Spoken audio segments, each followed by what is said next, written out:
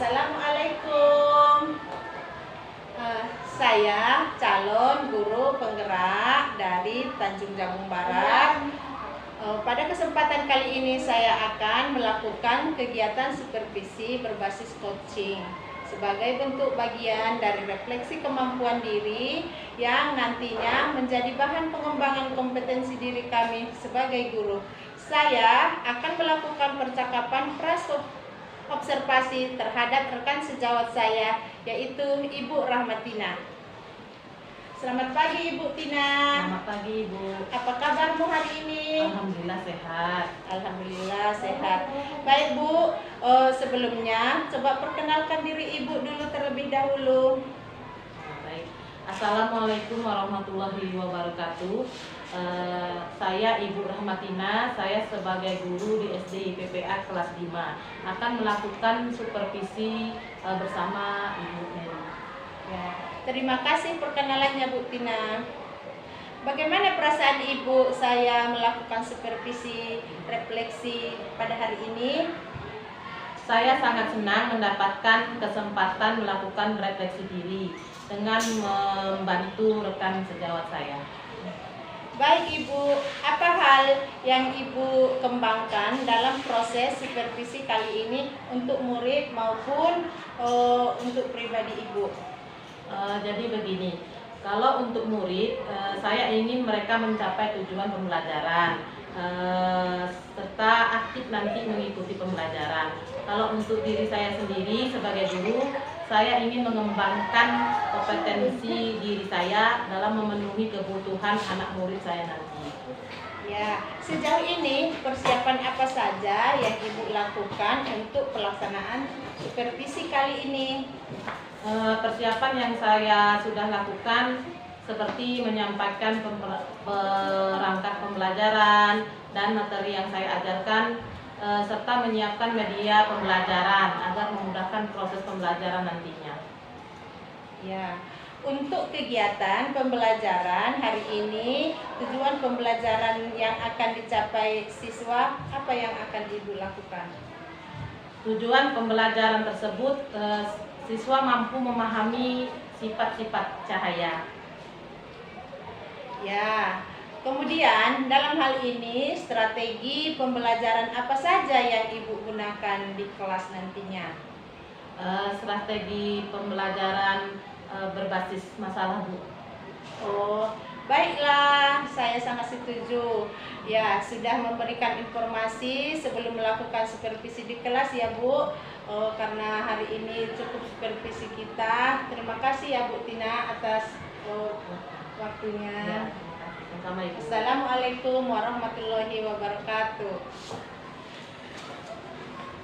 Nanti dipotong ya ketawa ini. Bukan sekali ya, bukan sekali. Tadi yang tempat saya itu. Nah, saya dan ini saya. Ya, ini tempat saya ini. Oke, yuk kita mulai ya.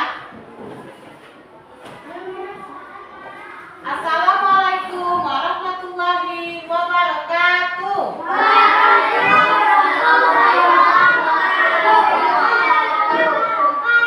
Apa kabar anak-anak? Ada yang sudah sarapan?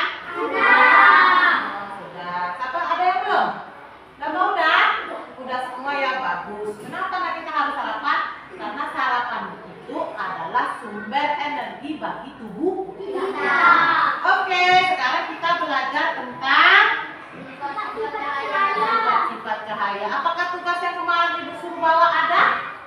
Yang Ibu suruh bawa gelas, suruh bawa pipet, ada nggak? Ada ya? Askia ada ya? Sekalian botol minumnya. Ada yang bawa senter? Aduh, berarti tugas yang Ibu suruh bawa senter kemarin nggak ada juga bawa? Oke, nggak apa-apa.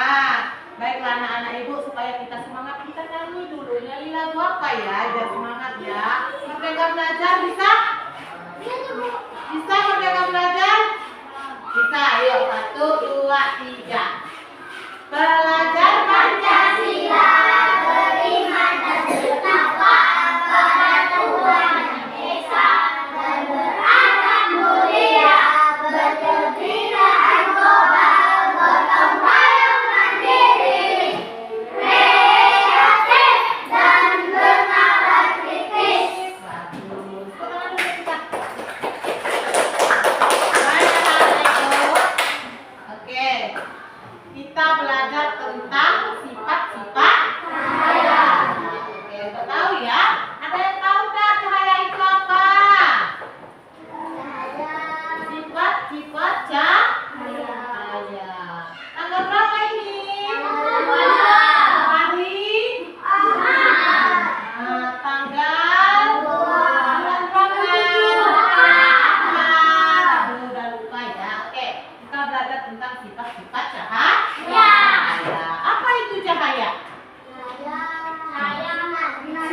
Ada lagi? Lampu. Lampu. Matahari. Matahari itu adalah sumber cahaya. Ya. Sumber cahaya kalau matahari dan lampu itu. Nah, bagaimana kalian merasakannya? Terang atau gelap? Terang. Nah, coba pejamkan dulu mata. Pejamkan mata. Apa yang kalian lihat? Gelap. Coba buka matanya. Apa yang kalian rasakan? Terang. Terang. Karena apa? Karena ada cahaya. Ya. Cahaya. Kita lihat dulu jendela kita. Kaca kita.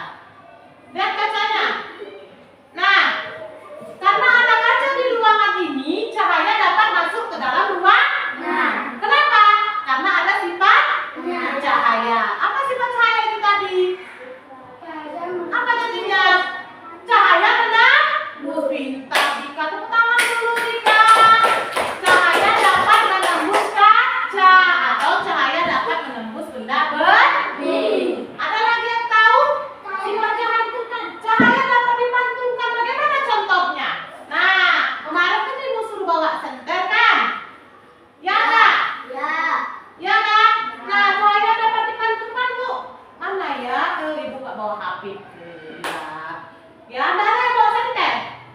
Nah, senter itu kalau kita sinarkan ke dinding, maka di sekitarnya terlihat terang. Paham ya? Nah, karena ada sifat cahaya yang dapat dipantulkan. Ibu pun juga nggak bawa senter. Sebenarnya ibu mau bawa HP, HP-nya juga ketinggalan di dalam sandal. Gak apa-apa ya? Sampai sini paham ya? Oke, apa lagi nak? Sudah dua tuh. Cahaya dapat menembus benda itu. Cahaya dapat lurus. Akan coba teropongkan tangannya seperti ini. Lihat ke kaca. Apakah nampak cahaya di kaca itu? Nampak kan? Karena cahayanya masuk ke dalam teropong tangan kita, lurus ke dalam teropong tangan kita. Makanya cahaya dapat merambat lurus. Pintar. Ada lagi yang tahu? Habib tahu? Iya kan? Cahaya dapat dibiaskan itu gimana cahaya yang dapat dibiaskan itu? Ada yang tahu contohnya? Apa contohnya cahaya dapat dibiaskan? Ada yang bisa? Nggak tahu? Apa contohnya cahaya dapat dibiaskan? Itu dibiaskan ya kalau kita dalam botol itu. Ini kebetulan punya si Askia. Ini seperti apa nak? Pipet yang di dalam sama pipet yang di atas air seperti apa ukurannya? Seperti terpatah. Ya, yang di dalam air kelihatan lebih besar, yang di atas lebih kecil. Karena apa? Karena dia dapat dibiaskan. Betul atau salah? Kok ragu jawabnya? Betul atau salah? Betul. Ada lagi contoh yang dibiaskan? Ada yang tahu nggak? Itu yang satu lagi dapat diuraikan. Maksud ibu, ada yang tahu lagi yang dapat dibiaskan? Kalian pernah nggak ke kolam renang? Siapa yang pernah ke kolam renang? Kalau kalian berdiri di kolam renang itu, kamu terlihat lebih apanya yang lebih pendek? Kolamnya, lantainya terlihat seperti apa? Cetek ya. Atau terlihat seperti tidak dalam, padahal dalam terlihat dangkal. Ya, jadi hati-hati ya kalau ke kolam renang ya. Lihat dulu betul-betul. Ya, dilihat ukuran kolam renangnya biasanya kan ada di dinding itu berapa yang untuk dewasa berapa meter, untuk anak-anak yang berapa meter. Oke, terlihatnya aja seperti dangkal, padahal airnya dalam. Ngerti ya? Sampai sini. Ada berapa tadi sudah? Ada 4. Apa tadi? Baiklah buktinya, hari ini kita akan wawancara. Tapi sebelum wawancara, saya memperkenalkan diri dulu ya Bu. Bismillahirrahmanirrahim. Assalamualaikum warahmatullahi wabarakatuh. Saya calon guru penggerak dari Tanjung Jabung Barat, angkatan 10. Nama saya Mary Haryanti, guru SD PPA. Dan teman saya saya Ibu Ahmadina dari SD YPPA mengajar di kelas 3. Ya, kami akan mengadakan wawancara pasca observasi yang didampingi oleh PP kami, Pak Heri Iswanto. Baiklah Bu, saya akan bertanya sama Ibu. Bersedia nggak Bu? Iya, betul. Bagaimana pendapat Ibu setelah menyajikan pelajaran tadi di kelas? Pendapat saya dapat mengetahui kemampuan setiap individu anak-anak dalam mewujudkan sifat-sifat cahaya. Iya Bu. Apakah proses pembelajaran sudah sesuai dengan yang Ibu rencanakan? Sudah sesuai proses pembelajaran, tapi ada sedikit kendala, ada beberapa. Dapatkah Ibu menceritakan hal-hal yang dirasakan memuaskan dalam proses pembelajaran tadi Bu? Yang sangat memuaskan itu anak-anak aktif menunjukkan sifat-sifat cahaya, sehingga kita pun menjadi lebih semangat mengajar. Kemudian pertanyaan saya Bu, apa yang menjadi kesulitan siswa-siswi Ibu di kelas pas Ibu mengajar? Untuk anak yang cepat menangkap, dia cepat menunjukkan sifat-sifat cahaya. Untuk anak yang kurang cepat, dia agak sedikit lambat menunjukkan sifat-sifat cahaya.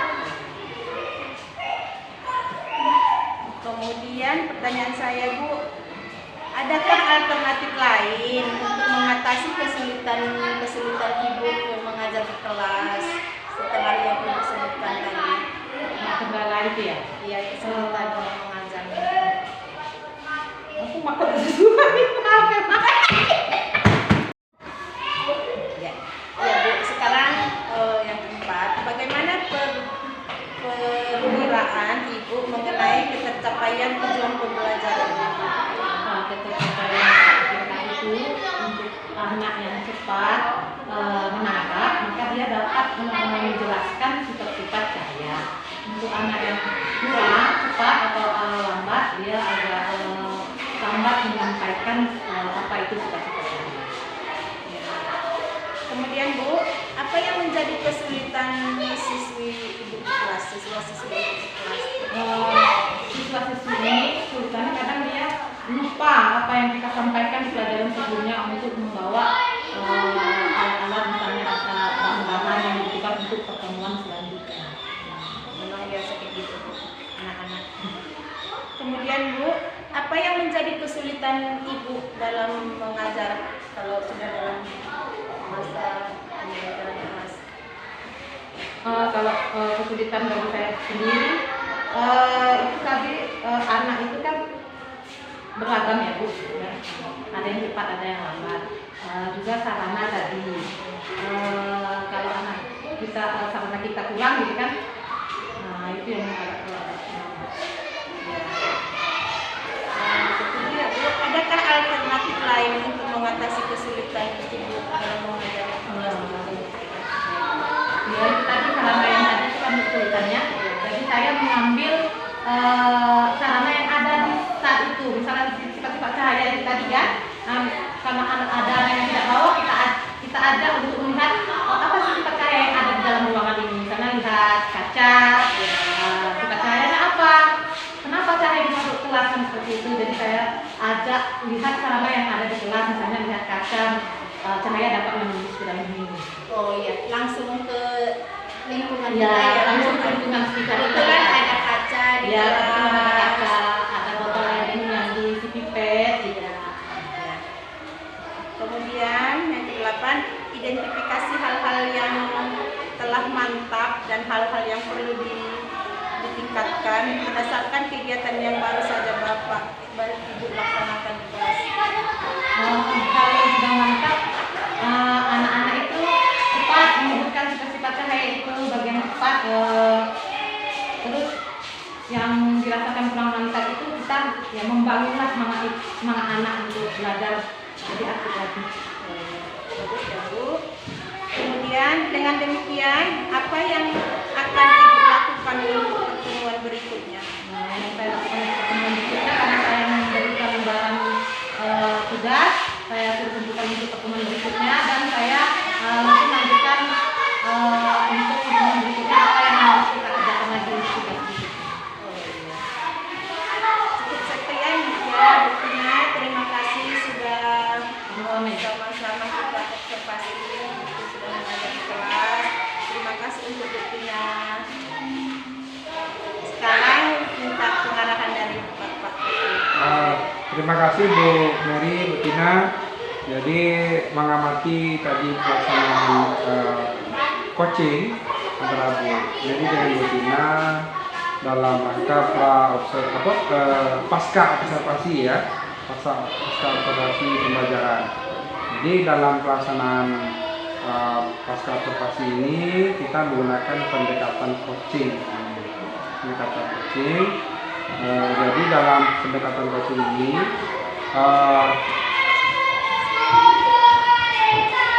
observer atau supervisor Bu Mary ini menanyakan hal-hal terkait dengan apa yang disepakati pada saat pra observasi, ya, difokuskan ke situ dulu.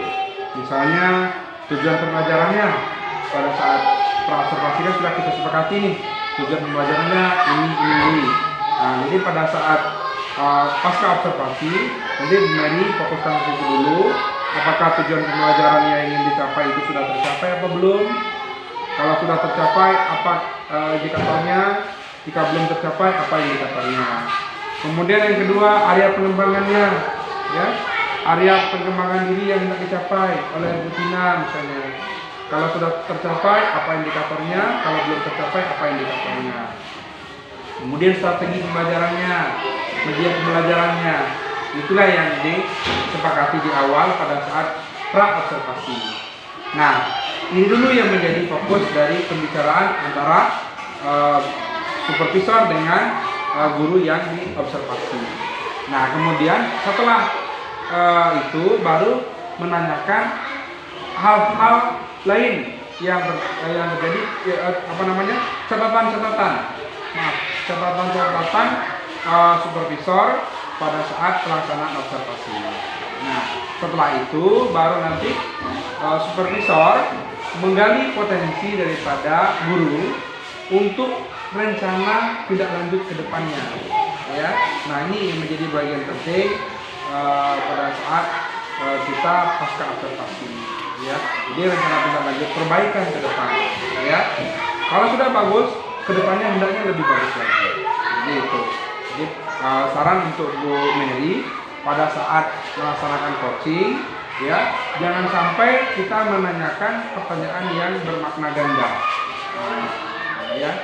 Jadi kalau pertanyaan itu bermakna ganda, jadi guru yang kita coaching ini juga nanti kebingungan menjawab apa yang pertanyaan kita. Dan hendaknya solusi itu, ide itu muncul dari guru, ya, muncul dari guru, bukan dari supervisor. Saya rasa itu sebagai penguatan. Mohon maaf. Assalamualaikum warahmatullahi wabarakatuh.